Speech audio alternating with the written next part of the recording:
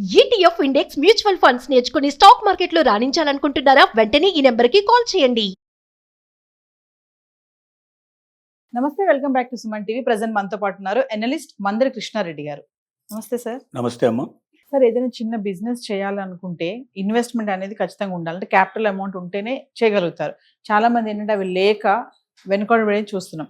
So రీసెంట్గా మనకి Aadhaar card ఉంటే మరో 90,000 వరకు అప్లై చేసుకోవచ్చు అని ఒక కేంద్రం ఒక గుడ్ న్యూస్ ఇచ్చింది. అంటే దానికి కావాల్సినటువంటి వివరాలు ఏంటి, ఎలా అప్లై చేయాలి, ఎంత వస్తుంది, మరి ఒకసారి పే చేసేయాలా, ఒకసారి ఇచ్చేస్తారా ఏంటి, ఇదంతా ఒకసారి వివరాలు. పిఎం స్వనిధి అనేటువంటి ఒక పథకం ఏతుందో ఈ దేశంలో ఇప్పటికీ అమలు చేయబడుతున్న పథకం. ముందుగా 5 ఏళ్లకి 2025 దాకా దీని అవకాశం ఇచ్చారు.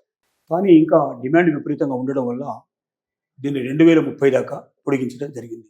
ఏమిటి పిఎం స్వనిధి అనేటువంటి ఏమిటి అంటే, చిరు వ్యాపారస్తులు, తోపుడు బళ్ళ మీద పెట్టుకుని కూరగాయలు కానీ వస్తువులు కానీ విక్రయించుకునేవాళ్ళు, రోడ్డు పక్కన ఏదైనా వ్యాపారాలు చేసుకునేవాళ్ళు, పళ్ళ వ్యాపారస్తులు, లేకపోతే కూరగాయల వ్యాపారస్తులు, రకరకాల వాళ్ళు పెట్టుబడులు చాలా ఎక్కువ ఉంటాయి. 5,000, 10,000 రూపాయల కన్నా పెట్టుబడి ఎక్కువ ఉండదు. కానీ 5,000, 10,000 కూడా 10 రూపాయల వడ్డీకి, 20 రూపాయల వడ్డీకి, 30 రూపాయల వడ్డీ కూడా తీసుకొస్తారు. అంత భయంకరమైన వడ్డీ మార్కెట్లో నడుస్తుంది. అంటే వాళ్ళ అవసరాలని సొమ్ము చేసుకునే వాళ్ళు కూడా రెడీగా ఉంటారు. ఎందుకంటే వాళ్ళకి ఏమీ బంగారం కానీ ఇట్లాంటి తాకట్టు పెట్టడానికి అవకాశాలు ఉండవు. వాళ్ళని నమ్మి ఇవ్వాలి ఆ డబ్బులు. కాబట్టి ఎవడిస్తాడు మార్కెట్లో గూండాల్ని గిండాల్ని పెట్టి, వాడు ఎక్కడికి పోకుండా వాడు వెంట ఒక మనిషిని పెట్టి, సాయంత్రం అయ్యేసరికి వాడి దగ్గర డబ్బు ఎంత వస్తుందో డబ్బు తీసేసుకొని, అట్లా మినిమం 5 రూపాయల నుంచి మొదలు పెడితే 25 రూపాయల దాకా కూడా వడ్డీ వసూలు చేస్తున్న వాళ్ళు ఉన్నారు మార్కెట్లో అనేది తెలిసిన విషయం. అంత డబ్బు పోగొట్టుకున్నప్పుడు వాళ్ళకి వీలేదే ఉండదు. ఇక అసలే పొట్టకుడు కోసం చేస్తున్నవాడు.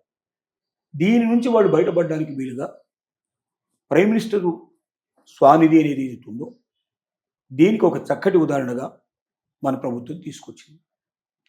ఏమిటిది అంటే, ఆధార్ కార్డు ఉన్నవాళ్ళు బ్యాంకులో అకౌంట్ ఓపెన్ చేస్తే, అంటే దీంట్లో వితౌట్ బ్యాలెన్స్ కూడా ఓపెన్ చేసుకోవచ్చు వాడు. ఓకే.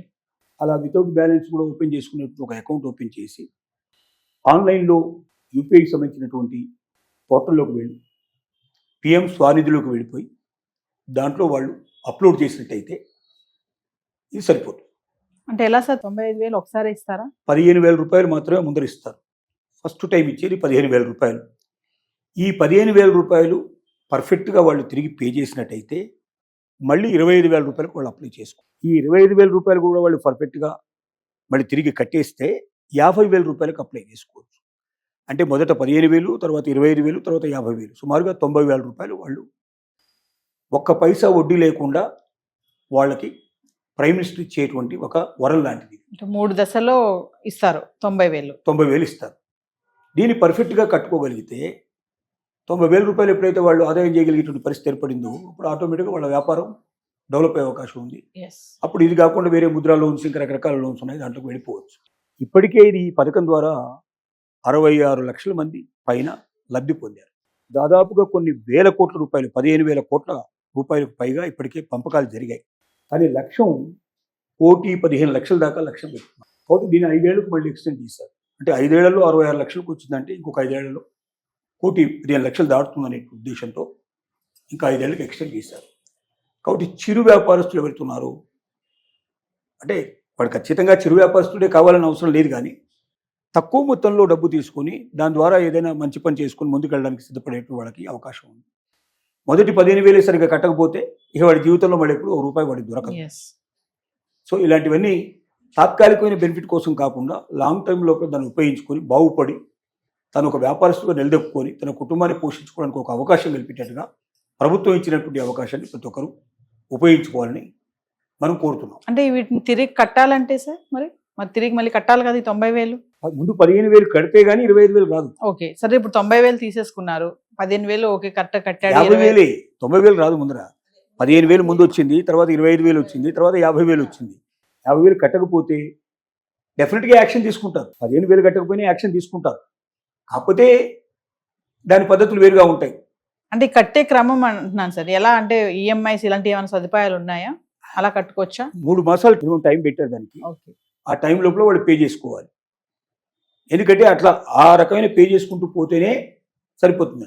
లేదా కొంత పే చేశారనుకోండి, నేను మొత్తం ఒకేసారి పే చేయలేకపోతే ఇంకా నాకు టైం కావాలంటే ఇస్తారు. కానీ మొత్తం మీద వాళ్ళు లైనప్లో ఉన్నట్టుగా ఆ డబ్బును సరిగ్గా ఉపయోగించుకొని సక్రమంగా వాళ్ళు పనిచేస్తున్నట్టుగా వ్యాపారం చేస్తున్నట్టుగా నమ్మకం కలగాలి. ఎస్. ఆ నమ్మకం కలిగిస్తే ఆటోమేటిక్గా ఈ పథకం 90,000 వరకు కూడా విస్తరించుకొని పోవడానికి ప్రతి ఒక్కరికి ఒక అవకాశం ఉంది. ఎస్, అంటే 3 దశలు అన్నారు కాబట్టి 15,000 ఫస్ట్ కట్టేస్తే 25,000 ఇస్తారు.